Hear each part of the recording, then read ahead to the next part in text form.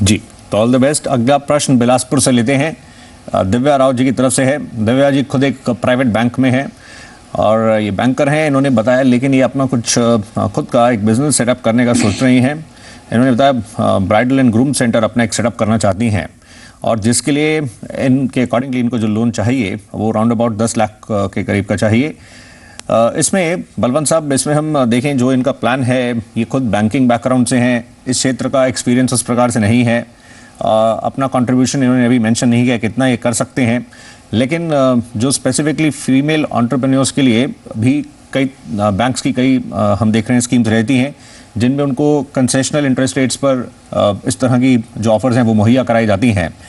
ये किस तरह से उसको लेकर आगे मूव कर सकते हैं प्रोसेस को?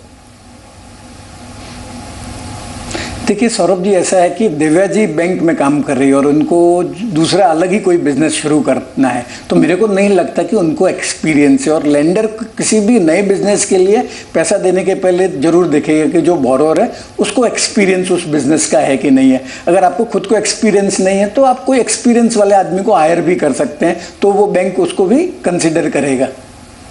जी, अच्छा, जैसे आप बता रहे थे कि जो फीमेल एंटरप्रेन्योर्स हैं उनको जो बैंक कुछ कंसेशन देती है, तो मेरे हिसाब से जो फीमेल बोरोवर्स है उनको आधा % का जो है वो इंटरेस्ट में बेनिफिट मिलता है।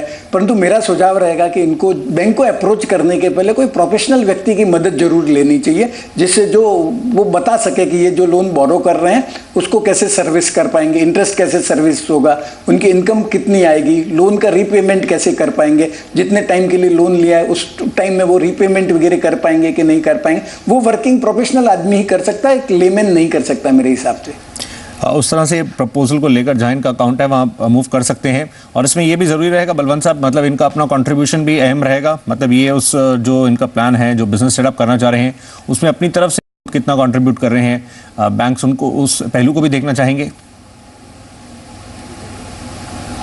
देखिए ऐसा है सौरभ जी, बिना आपकी कंट्रीब्यूशन के तो बैंक कोई भी लोन नहीं देती। होम लोन भी नहीं मिलती, होम लोन पे भी आपका 20% का कंट्रीब्यूशन रहता है। तो आपकी बिजनेस लोन के लिए तो आपकी ज़्यादा कंट्रीब्यूशन है, वो 25 से 35% तक का कंट्रीब्यूशन देना पड़ता है। पर एक चीज़ और मैं बताना चाहूँगा कि अगर उनको रेगुलर लोन उनका एक्सपीरियंस नहीं है उसके हिसाब से नहीं मिलता है, तो अगर इनके पास प्रॉपर्टी वगैरह हो तो जो लोन अगेंस्ट प्रॉपर्टी ले सकते हैं, जो प्रॉपर्टी की वैल्यू है उसका 50% से 60% के आसपास में लोन मिल जाएगा और 15% के आसपास रेट ऑफ इंटरेस्ट भी है। राइट, तो एब्सोल्युटली जैसे आप कह रहे हैं, ये 10 लाख की जो रिक्वायरमेंट है वो लोन अगेंस्ट प्रॉपर्टी के लिए भी आप मूव कर सकते हैं, वो भी आपके लिए एक विकल्प रहेगा अगर इस तरह से इस प्रोसेस में आपको कुछ इश्यूज रहते हैं।